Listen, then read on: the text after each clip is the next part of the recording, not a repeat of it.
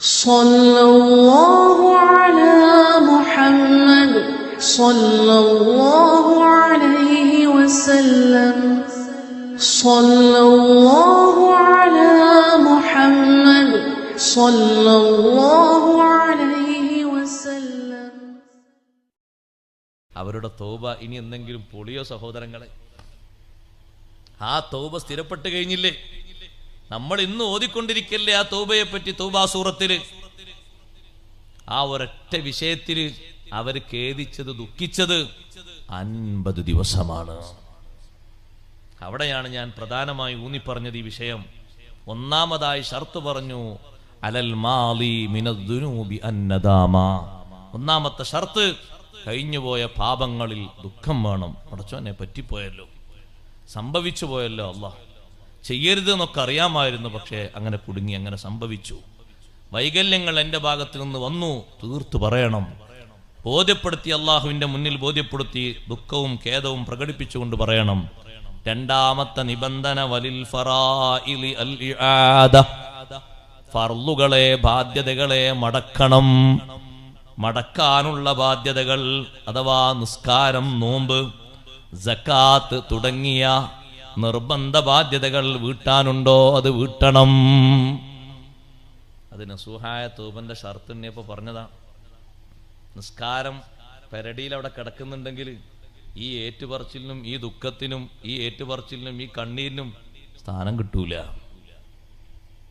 ഫർള് നിസ്കാരമൊക്കെ നല്ലോണം ശ്രദ്ധിക്കണം. ഏതെങ്കിലും മുക്കല്ലഫായി കഴിഞ്ഞ ശേഷം ഇപ്പോഴും പെരടിയിൽ ബാക്കിയുണ്ടോ? കാത്തു നിൽക്കണ്ട.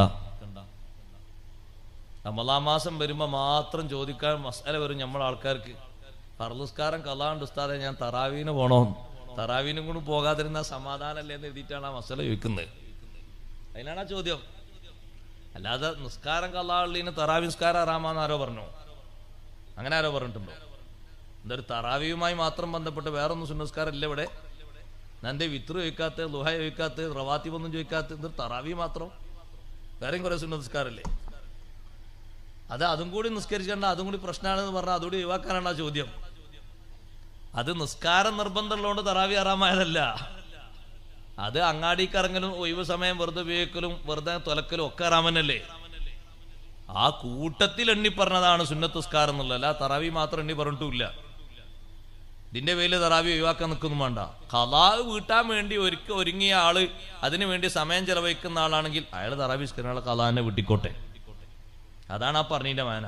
അല്ല കുറെ ഖളാ ഉണ്ട്, അവിടെ തറാവി നിസ്കരിക്കണ വലിയ പ്രശ്നമാണ്, എന്നാ പിന്നെ അതും വേണ്ട.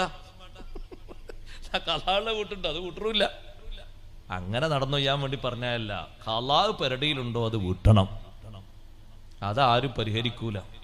ഈ തൗബന്റെ വിഷയത്തിൽ ഈ തൗബ ചെയ്ത് മുന്നോട്ട് പോകുന്നതിൽ ഷർത്തുകൾ എണ്ണി പറഞ്ഞൊരു വിഷയമാണത്. നിർബന്ധങ്ങളെ, നോമ്പ്, നിർബന്ധ നോമ്പ്. എന്റെ ശബ്ദം ശ്രവിക്കുന്ന സഹോദരിമാരോട് ഞാൻ പറയട്ടെ, നിർബന്ധമായിട്ടുള്ള നോമ്പ് പലർക്കും 6 or 7 ഒക്കെ നോമ്പ് ഒഴിവ് വരും. പലർക്കും വരും. കാരണങ്ങൾ ഉണ്ടായിട്ട് നോമ്പ് നഷ്ടപ്പെട്ട് നീട്ടിപ്പോകുന്ന ആളുകൾ കുറവാണ്. അതേ സമയത്ത് വിശുദ്ധ റമളാനിൽ 6 or 7 നോമ്പ് ഒഴിവായത്, നോൽക്കാൻ പറ്റാത്തത്, പിന്നെ പിറ്റത്തെ കൊല്ലം കഴിഞ്ഞിട്ടും നോക്കുന്നില്ല, പിറ്റത്തെ കൊല്ലം കഴിഞ്ഞിട്ടും നോക്കുന്നില്ല, കാരണങ്ങളൊന്നും കാര്യമായിട്ട് പറയാനൊന്നുമില്ല. അത് ഖളാ വീട്ടുമ്പോൾ കൊടുക്കേണ്ട ബാധ്യത വേറൊന്നും കൂടി ഇല്ലേ? മുദ് എന്ന് പറഞ്ഞത് അതുകൂടി കൂട്ടത്തിൽ എണ്ണിക്കൊടുക്കണം. അങ്ങനെ ഒരു 10 കൊല്ലം മുമ്പുള്ളൊരു നോമ്പുണ്ട്. നോൽക്കാന്ന് കരുതി ഇങ്ങനെ പോന്നതാണ്. ഇപ്പോഴാ നോറ്റ് വീട്ടുന്നത്. എന്നാ അതിന് കണക്കാക്കി കൊടുക്കണം. നോൽക്കാൻ കഴിയാത്ത സാഹചര്യത്തിൽ രോഗം ബാധിച്ച് ക്ഷീണിച്ച ഒരാളായിരുന്നു, അതിന് വിട്ടുവീഴ്ചയുണ്ട്. അത് കഴിയാത്തോണ്ടല്ലേ? ഇപ്പോഴാണ് കുറച്ച് ആഫിയത്ത് കിട്ടിയത്, അതിനെ ചെയ്താൽ മതി. നോൽക്കാൻ കഴിയാത്തോണ്ടാണ് ശരീരം കൊണ്ട്. ഇപ്പൊ രോഗമൊക്കെ മാറി കുറച്ച് ഉന്മേഷം കിട്ടിയതാണ്, നോറ്റോട്ടെ. അതിപ്പോ ഗർഭിണികളായ സഹോദരിമാർക്കും മുലയൂട്ടുന്ന സഹോദരിമാർക്കും ഒക്കെ ഉണ്ടല്ലോ ആ വിട്ടുവീഴ്ച. ആ രൂപത്തിൽ നീട്ടിക്കൊണ്ടുപോകുന്നതിൽ ആ മസാല പോലെ തന്നെ സ്വീകരിക്കണം. ഇത് അത്തരത്തിലുള്ള വിഷയങ്ങൾ കുറവാണ്. അതേ സമയത്ത് 6 or 7 മെൻസസിന്റെ കാലാവധിയിൽ നോമ്പ് നഷ്ടപ്പെട്ടിട്ട് അത് പിറ്റത്തെ കൊല്ലത്തിന്റെ ഇടക്ക് സുന്നത്ത് നോമ്പുകളായിട്ട് മാസത്തിൽ ഓരോന്നൊക്കെ എപ്പോഴെങ്കിലൊക്കെ നോറ്റാൽ വിടാൻ മാത്രമേ ഉള്ളൂ. നിശ്ചിത കാരണങ്ങളുമില്ല, അതങ്ങനെ കൊണ്ടുപോകും. പിന്നെ ഏതെങ്കിലും ഒരു സമയത്ത് ഇങ്ങനെ തോന്നുമ്പോൾ നാ ഒന്ന് നോൽക്കല്ലേ. ഇപ്പോ ഇനി ഏതായാലും ഹജ്ജിനൊക്കെ പോകാനുള്ളതല്ലേ. അപ്പൊ എത്ര കഴിഞ്ഞിട്ടാ നോൽക്കുന്നത്? 20 കൊല്ലം കഴിഞ്ഞിട്ട്. അങ്ങനെ നീട്ടി വരാനുള്ള ഒരു കാരണങ്ങളുമില്ല, പ്രശ്നമൊന്നുമില്ല. 20 കൊല്ലത്തെ മുദ്ദും കൊടുത്താൽ മതി. ഓരോ നോമ്പിനും കണക്കാക്കി 20 മുദ്ദ്. അങ്ങനെ എത്ര നോമ്പാളുള്ളത് വെച്ചാൽ അതിനനുസരിച്ച് കണക്കാക്കി കൊടുക്കണം. അതുകൂടി കൂട്ടത്തിലും കൊടുത്താൽ മതി. അതും ആ പറഞ്ഞ ഫർള് പെട്ടത് തന്നെയാണ്. ഫർളായ ബാധ്യത സക്കാത്ത് കൂട്ടത്തിൽ എണ്ണി പറഞ്ഞതാണ്. നിർബന്ധ ബാധ്യതകളിൽ നിർബന്ധ ബാധ്യതകളൊക്കെ പെരടിയിൽ ഒരു ഭാഗത്ത് ഇങ്ങനെ തങ്കരിച്ച് വെച്ചിട്ട് നസൂഹായ തൗബ ലഭിക്കൂല. നിസ്കാരം ഏതെങ്കിലുമൊക്കെ കാരണങ്ങളെ കൊണ്ട് നിസ്കാരം ഖളാ ആക്കരുത്. വളരെ നിർബന്ധപൂർവ്വം ശരീരത്തിനത് പഠിപ്പിക്കണം. ഏതെങ്കിലും കാരണങ്ങളെ കൊണ്ട് അങ്ങനെ ആയിപ്പോയോ നാ നീട്ടിക്കൊണ്ടുപോകാതെ നിർവഹിക്കണം. കുറച്ച് കഴിഞ്ഞിട്ട് നമ്മളത് മറന്നുപോയാൽ മറന്നതുകൊണ്ടല്ലേ എന്നുള്ള കാരണം കൊണ്ട് അല്ലാഹു തആല വിട്ടുവീഴ്ച തരൂല. അതിനു മുമ്പ് ഓർമ്മ ഉള്ളൊരു കാലം ഉണ്ടായിരുന്നില്ലേ എന്ന് ഓർമ്മിപ്പിക്കും. അപ്പൊ എന്തേ നിർവഹിക്കാതിരുന്നു എന്നൊരു ചോദ്യം ഉണ്ടാവും. കുറെ കാലം ചെയ്യാന്ന് ഇങ്ങനെ പോന്നു, പിന്നെ അത് മനസ്സിൽ നിന്ന് വിട്ടു, പിന്നെ ഓർമ്മ തന്നെയല്ല. അന്ന് ചെയ്യാത്തോണ്ടല്ലേ, ചെയ്തുകൂടായിരുന്നില്ലേ? എത്ര ഉണ്ട്? ആ വിഷയങ്ങളൊക്കെ ശ്രദ്ധിക്കണം. ചില ആൾക്കാർ ഇങ്ങനെ കിടക്കുമ്പോ എന്തെങ്കിലുമൊക്കെ വിഷമങ്ങൾ ബാധിച്ച് കിടക്കുമ്പോൾ നിസ്കാരങ്ങൾ ആ രൂപത്തിൽ എങ്ങനെ നഷ്ടപ്പെട്ടു പോയിട്ടുണ്ടെങ്കിൽ അത് വീട്ടിയേക്കണം.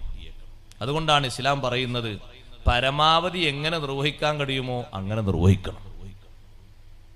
രോഗികളോടാണെങ്കിലും രോഗികൾക്ക് കഴിയുന്ന ഒരു രൂപത്തിൽ എങ്ങനെയാണോ അങ്ങനെ നിർവഹിക്കണം.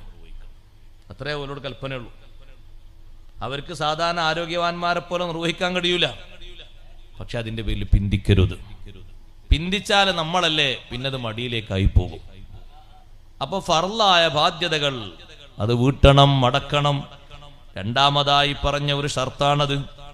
മൂന്നാമതായി പറഞ്ഞു റദ്ദുൽ മളാലിമി വസ്തിഹ്ലാലുൽ ഖുസൂം.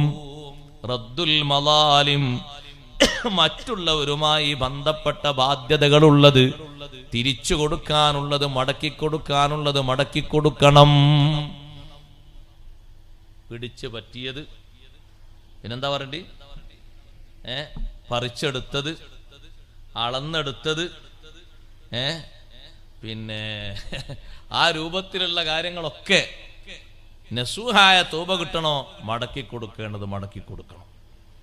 അല്ല റമദാൻ മാസത്തിൽ പഠിച്ചോനെ ഞാനിങ്ങനെ മറ്റാളോട് ഇങ്ങനെ ഒന്ന് ചെയ്തു പോയിട്ടുണ്ട്, അയാൾക്കാണെങ്കിൽ അത് കൊടുക്കാനാണെങ്കിൽ എൻ്റെ മനസ്സാണെങ്കിൽ വല്ലാതെ സമ്മതിക്കണമില്ല, പഠിച്ചോൻ എജ്ജത് പൊരുത്തപ്പെട്ട് എന്നാളാ, അത് നടക്കൂല. ആളുകളുമായിട്ടുള്ള ആ ബാധ്യതകൾ അത് കൊടുത്ത് വിട്ടുതന്നെ വേണം. സാമ്പത്തിക ബാധ്യതകൾ ഏറ്റവും മുഖ്യമായ വിഷയമാണ്.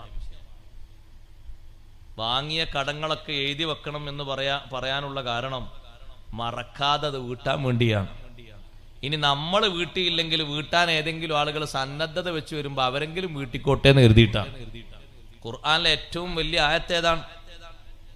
ഏറ്റവും വലുപ്പം കൂടിയ ആയത്തേതാണ്? ആയത്തുദ്ദൈൻ. അത്ര വലുപ്പമുള്ള വേറൊരു ആയത്ത് അല്ലാഹുവിന്റെ ഖുർആനിലില്ല. ഒരു പേജാണുള്ളത്. അൽ ബഖറ സൂറത്തിന്റെ അവസാനം യാ അയ്യുഹല്ലദീന ആമനൂ ഇദാ തദായൻതും എന്ന് തുടങ്ങുന്ന ആയത്ത് ഒരൊറ്റ പേജുണ്ട്. എന്തിനാണ് അല്ലാഹു തആല അങ്ങനെ എഴുതി വെക്കാൻ പറഞ്ഞത്? അതുകൊണ്ടൊരു ഇടങ്ങേറ് ആഖിറത്തിൽ നമുക്ക് വരാതിരിക്കാൻ വേണ്ടിയാണ് എഴുതി വെക്കാൻ പറഞ്ഞത്. ആരെങ്കിലൊക്കെ വാങ്ങിയത് മറന്നുപോയി എന്ന് കരുതിയിട്ട് പൊരുത്തപ്പെട്ട മേഖലയിൽ അത് കൂട്ടരുത്. കിട്ടാനുള്ള ആള് മറന്നിട്ടുണ്ടാകൂല, കൊടുക്കാനുള്ള ആള് മറന്നിട്ടുണ്ടാകും, അതവിടെ ബാക്കി ഉണ്ടാകും മേഖലയിൽ. അതുകൊണ്ട് കൊടുക്കാനുള്ള അത്തരത്തിലുള്ള ബാധ്യതകൾ കാര്യങ്ങളൊക്കെ വീട്ടണം. അതേ തർക്കങ്ങളും വിഷയങ്ങളും ഇസ്തിഖ്ലാൽ അത് പൊരുത്തപ്പെടിക്കണം. പറഞ്ഞതില്ലേ, കുറ്റം പറഞ്ഞതുണ്ട്, ദുഷിപ്പ് പറഞ്ഞതുണ്ട്, അനാവശ്യം പറഞ്ഞതുണ്ട്, ചീത്ത പറഞ്ഞതുണ്ട്, ഗീബത്ത് പറഞ്ഞതുണ്ട്. പൊരുത്തപ്പെടിക്കേണ്ട ഒരു മേഖലയാണത്. മറ്റുള്ളവര് പറഞ്ഞത് പൊരുത്തപ്പെട്ടു കൊടുക്കാനും കഴിയണം. അതും ആ വിഷയത്തിൽപ്പെട്ട ഒരു കാര്യം തന്നെയാണ് ഇസ്തിഹ്ലാലുൽ ഖുസൂം. തർക്കങ്ങൾ, വിഷയങ്ങൾ